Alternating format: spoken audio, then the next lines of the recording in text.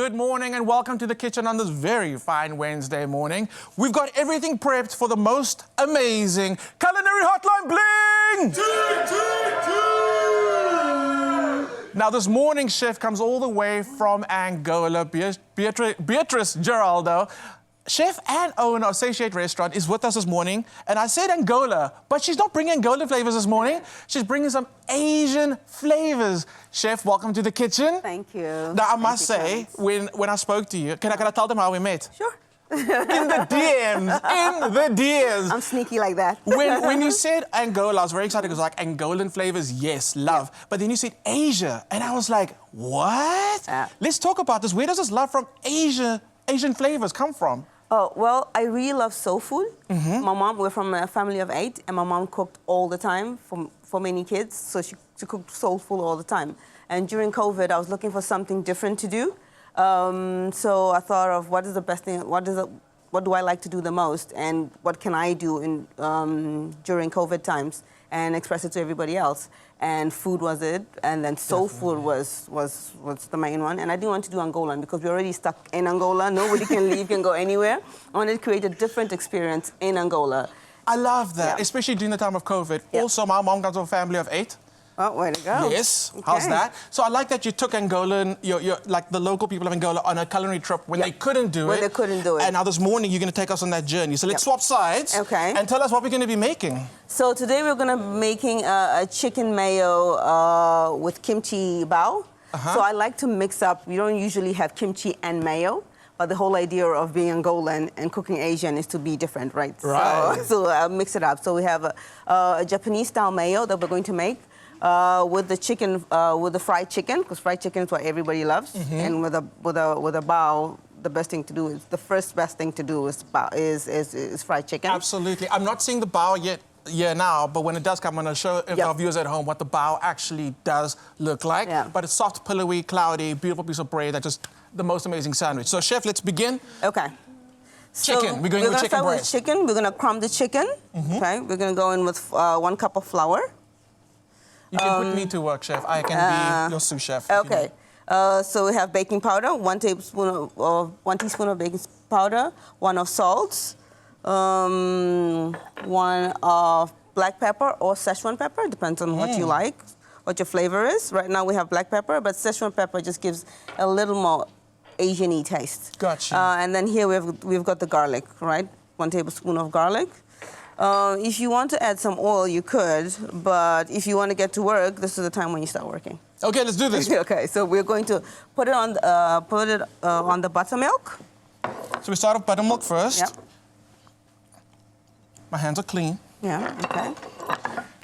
Mix it all up in the buttermilk. Hands are clean again. There we go. Okay, so just give it a good mix. And this is going to help that flour stick to the chicken. To it, Plus give it a little bit of a twang, I suppose. Yep. And if you can do this overnight, even better, right? Even better, because then it soaks into the meat. Do you still need me for this one? Let me see if I can get some tongs quickly. Sure, here we go. Yeah. The forks are great. So we can go for chicken. Chicken. Into our flour. Okay. Yep. Then I'll take over from here. There we go. Chicken. I'm going to wash my hands. The other thing you could do if you don't have buttermilk, you just can make your own buttermilk, which is regular milk and lemon. Put a lot of lemon on it, mix it up, and it activates faster. So the oil has to be really hot so that it can really crumb.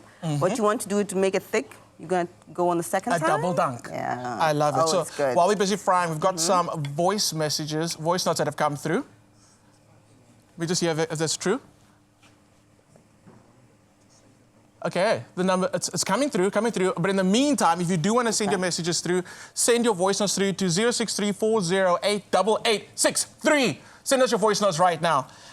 Okay, chef, we are frying away. We're frying away. Can I start on our mayo? Sure. So we're going to go with our Japanese mayo. Could we use regular mayo? It's regular mayo. If you want to make a Japanese-style mayo, you have the regular mayo. And then you have sugar, sesame oil. So that's how you kind of like get that Asian flavor into the mayonnaise. So what I did is try to replicate it in ways that we can find it, because you can always find, especially in Angola, you can always find the actual Asian food. So you can actually make a lot of your own stuff. I was going to ask you, so like, obviously the cuisine, you're bringing through all those Asian flavors. When it comes to finding ingredients, do you improvise quite a bit, like you just said now? What I can find, I do a deep research and see how I can replicate it and make it very, very similar to... It smells good. It smells good? And do you add a bit of Angolan flair to your dishes, or do you try to keep it quite authentic and Asian? I try to keep it quite authentic because the idea is to create an experience. So experience out of, for everyone in Angola to have actual Asian experiences within Angola. So the only way to do it is actually to keep it as authentic as possible. You're going to find a lot of Angolan food and a lot of Angolans making a lot of Angolan food, especially the older ladies. And you want to give them other options, and that's what I'm trying to do. Exactly. And do you think you in your Asian food era, do you think it's an era now, or do you think it's something you're going to keep on developing over the years? Do you think next year it'll be like, whoa, Spain?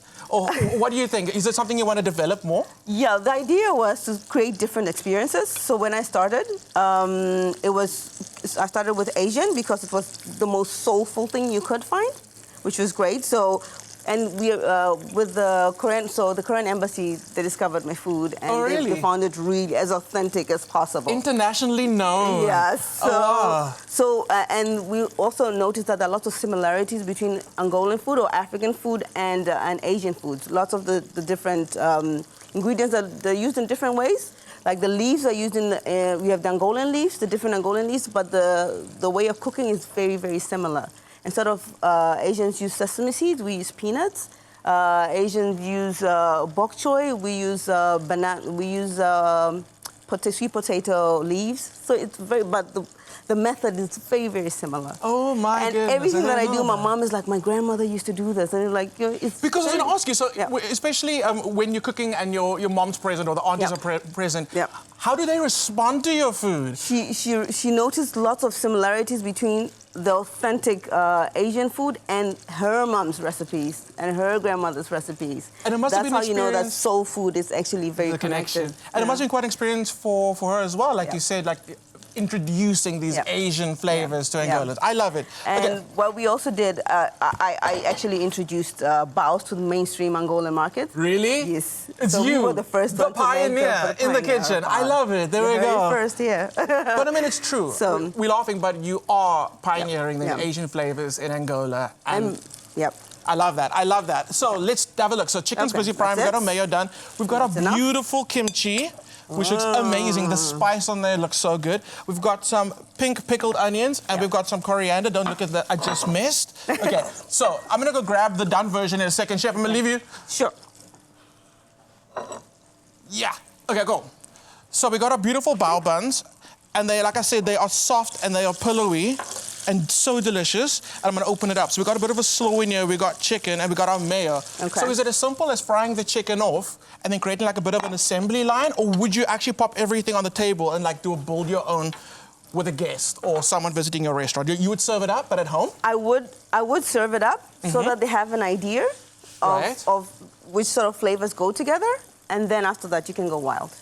So go wild. The idea is to try it out at the beginning, and then after that you can like really feel. I love it. And the little bao buns are so cute. They're so nice small. And fluffy. I like them small like that, which means you can have 10. Yeah. Ish. He's greedy. He's greedy. They are so good, so good. Okay, so the chicken, could you kind of we spoke about the fact that you can marinate it before the time. Yeah. Could we pre-crumb it? And when it comes to time to actually fry it, then fry it? Yeah. To make it a little easier? You could crumb it on the first, and then later then it comes nice and fluffy, and then at the end you can just dip it the last time and then just throw it in. Then you get that extra crunch. Crispy. Okay, I love it. So, okay, we're gonna get those bao buns in a little later. We're gonna start building this thing up. Let me get some of those chicken out there. Gonna pop this down on that plate for you. Yeah, sure. There we go. We want them lightly, you want them really light like that. You don't want them too crusty, because then it gets a little too much. But that's a beautiful crumb on the chicken. So you get that nice little bronzy crumb. Let these ones fry a bit more. Yeah, because no one needs medium rare chicken. We're not, don't do that, don't do that. Cook your chicken through. Cook it through and through. Okay, so when we come back a little later, we can assemble it, we can build our beautiful bao buns. Do not go anywhere and send us those voice notes. We'll be back with more Culinary Hotline Bling! Ching, ching, ching.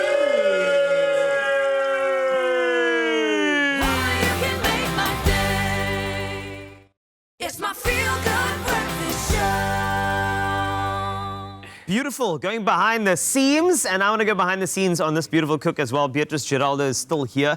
A little earlier we had some bao, and this one has got some beautiful chicken in it, which I'm very excited about. Do I get to taste? Can I taste? Of course you do. Can I taste? Okay, I'd like Go to. for it. That's fine. You've been doing so well in the kitchen, by the way. When are you starting your Thank you. TV show?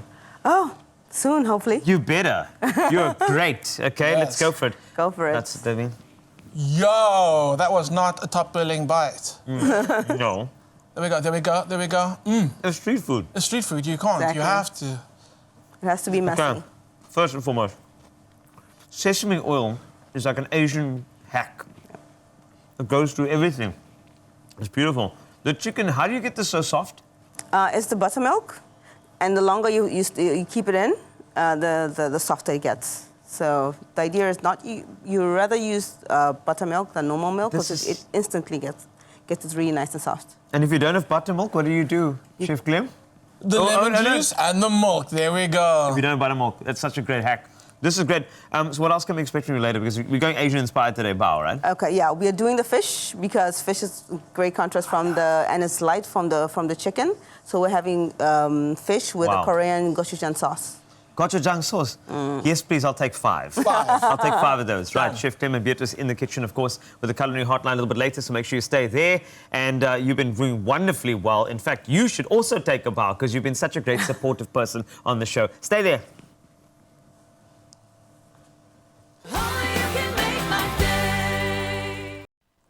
We're back in the kitchen for part 2 of the Culinary Hotline Bling! Now, what's better than 1 chef?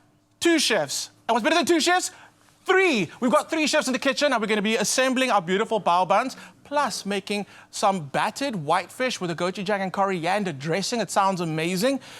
Melisha, you're in the kitchen with us. Chef Melisha, my apologies. You're going to be assembling our bao buns for us. Yes. We've gone through the rundown. You know exactly what needs to happen. Are you someone that's into Asian flavors? Yes, love it. I actually did one on the Taste Master Season 5, the fine dining episode. I did Asian inspired. Oh, good. So it's comfortable territory. Yes, You got definitely. this. Okay, I'm going to swap places with you. Okay, perfect. So let's just go through the ingredients. So, Chef Beatriz, you said we've got our beautiful kimchi, our pink pickled onions. Don't say that too fast. We've got this beautiful chili spring onion, kind of like a sambal vibe. That is good. Some more coriander, and then the chicken. So basically everything goes into our beautiful bao buns. I see we've got that slaw and that mayo that we made. So it's all going to come together. And this isn't supposed to be, how do I say, it's not supposed to be a precious, delicate presentation, right? It's street food. You got to get street food. It's got to be messy. It's got to be crunchy. You know, hold it down and it just strips down. There we go. Chef, you got the brief. You got the brief. Okay, and then we're talking fish. So just so you know, the salsa is for the fish. Yes. So okay. So we're gonna there we go. aside. Salsa for the fish. Yep. So we got some beautiful, and I can see this is hake. Yep. We got some hake going out, and we're going to batter the hake now and start frying. Yep. Can you talk me through the process of battering our hake? Sure.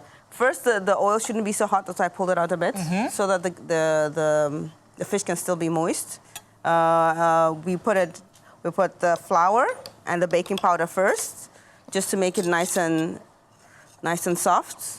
And the baking powder also gives us like a little bit of like a texture. A texture. I want to say it adds air to the batter, but it's kind of just gives it a light and crispy texture. Yep. Mix it up nicely. Put in some salt, and then you put in some milk. So we want it a bit light. So we don't want it too thick. Yeah. Cool. So while you're busy mixing that up and we're getting our fish battered, I'm checking on Chef Mal, doing the things. Yes. We've got a couple of voice notes. Let's have a listen to those real quick.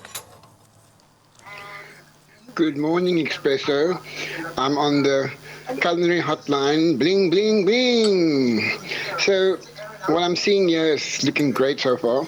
But what I want to know is, sorry, when I seem to fry anything in crumbs or batter, I always seem to land up with the crumbs still in the pan and not on the chicken.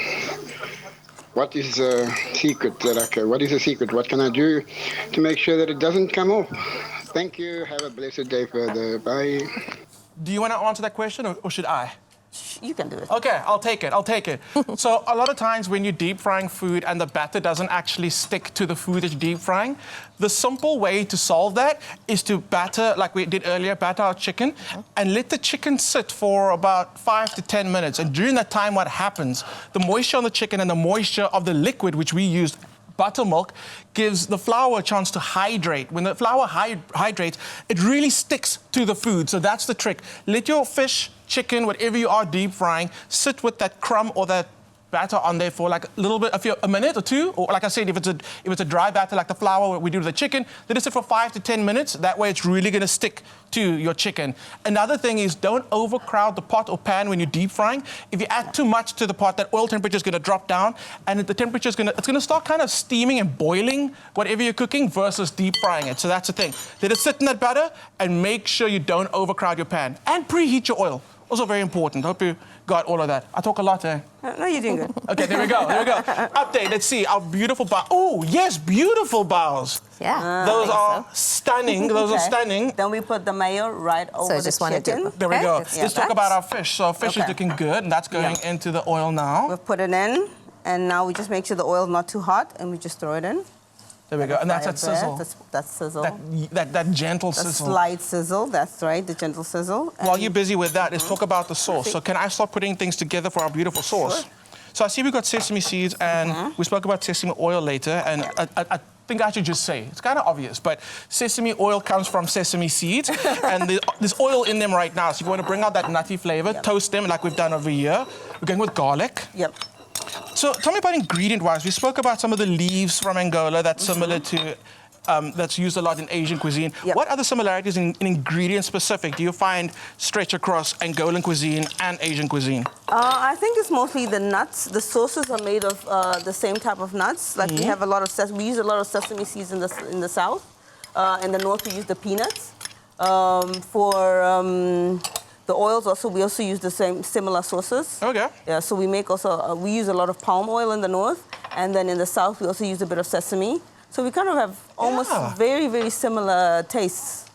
It's just the assembling seems different, and there's also a lot of fermentation done especially in the food from the south, a lot of fermentation done. So that makes it, that brings Asian food and African food together, Angolan food. Who would have thought about that? That's absolutely amazing. Okay, this sauce looks wildly delicious. I mean, you could put this on anything and I'm sure it'll taste amazing. That looks so good. Before we get into the next step, let's have a listen to another voice note. Good morning, Expresso presenters. I just want to know, how do you get that pickled onions, the color? What changes the color of the onions? Because I like to try new things, and what I see on that dish, it looks nice and delicious, and it's good for a person that is diabetic. I love that. My favorite line out of that whole voice note was, I like nice things. Me too. Me too. So, Chef, do you make pickled onions at home? Yes, definitely. Do you want to take this one and tell our viewer how I would make the pink pickled onions? Yeah, so basically all you do is slice up some red onion and put it in some vinegar and some sugar and some salt. You could add, other additives to it, like bay leaf, peppercorns, if you wanted to add up the flavor. But that vinegar actually draws out that beautiful pink color that we're getting. So, yeah, pink onions from red onions. And then to our listener at home who said something, you mentioned being diabetic. I've made pickled onions without the sugar before. Yes, you can. And you can dilute that acidity by adding a little bit of water to it as well. You don't need the sugar. The sugar's just for a bit of balance, but you can get that beautiful tang from the onions without the sugar. Anyway, nice one. Definitely. Nice one. Okay, so here's your difficult question. Okay. If I can't get my hands on hake, I don't know why I can't. Let's just say, what other fish would be a good substitute for Any white fish. any white fish? That's why the recipe says white fish, because it's a wide range of white fish. You don't want to limit yourself to just hake or any other white. So any white fish is softer and it's easier to eat with a bowl. There we go. Yeah. How do we plate this out? How do we finish our fish dish? Okay. Just to finish up the chicken one, we'd like to put an excessive amount of the mayo on top. Okay. Just to give it that... An excessive amount of the mayo? Excessive. You want to make it as street foodie as possible. There we go. And I do like the addition of the corn. I think that little bit of sweetness of the sweet corn in there is absolutely amazing. And it also gives it a bit of crunch. Nice. Okay, great. Okay. Fish. Now for the fish. I see we only have 2 pieces now. It's not a starter. It's what we got at the moment. Should I pop this in the oil for Sure. And then I'll swap sides with you so you can begin plating up for us. That's great. Can I get that one? Okay, thank you. So for this one, we want to we always put in pickles because I think pickles give it that sugar. that nice sweet taste to contrast a bit of the bitterness and the umami on it. So we want to always put the pickles at the bottom. Can I give you this one, this plate, Chef? There we go. And I just literally put my fingers on there as well. It's all right. I'm sure they're clean. They are. So we got the pickles first, okay? And apart from another tip for getting the pickles, the onions, if you don't have red onions, because sometimes they're difficult to find, you can throw in 2 slices of beetroot on it. Oh my word, that's a good idea, yeah. And it gives it a sharp taste, especially if you want to do it fast. If you want to leave the onions, you want to use it after an hour, like the beetroot is a good choice. That's a great pro tip. So after the sweetness, we want to add the umami. And there's a lot of nice daikon in here, good chunks of daikon. And is this something that you would make in Angola or something you can actually buy? I make my own kimchi because it's not so easy to find. So, and people usually also buy it from the restaurant for their homes. It's very difficult to find kimchi, but we're starting to have a couple of places source it. But for now, most of it is just made. And again, I'm going back to the fact that you are pioneering new flavors in Angola, and I think that's amazing. Thank you. Okay, So- then we have our fish. I got the fish. Chef Mal, talk to me about next steps. What's happening? What's happening? It's Taste Masters now, so what's happening moving forward with the rest of the year, next year? Yeah, so as I spoke to Carl about, just getting on with the book and testing out recipes and getting that formulated, just off Taste Master, I just want to be able to bring that out because, that's part of the reason that I wanted to be on the show, to get some exposure as well. So yeah, just doing that, gone back to my job as a lecturer. Oh, wow. And kind of crazy because it's obviously students that have been watching and just colleagues that have been watching. So there's a whole base of people that constantly are asking and checking in. So pretty cool experience. I love that. Chef Beatriz, what's Yes. next steps for you? You've visited South Africa now. You're going home tomorrow, I think? Yeah, I'm going home tomorrow. What It has happens? What's been next good. steps for Chef B? Well, I have a food truck. Apart from the restaurant, I also have a food truck. So we're trying to add in a food truck. And we all a second food truck because the food truck has been getting really busy. I'm also, the reason I was here in South Africa is also I'm interested in expanding here. So I've been looking around, seeing if there's any, if I can get something out here too. Was it a positive trip? Yeah, it was a really positive Well, you're trip. with us. Yeah. So it's positive to us, though, absolutely. Yeah. So let's say, if this restaurant happens to happen in South Africa, what can our viewers out there look forward to flavor-wise? I think we are looking into something a lot more authentic than the usual. We try to, our recipes try to be as authentic as possible. And as soulful as possible. So, trying to get the most authentic bao that you can, the most authentic Asian bao out of an African woman.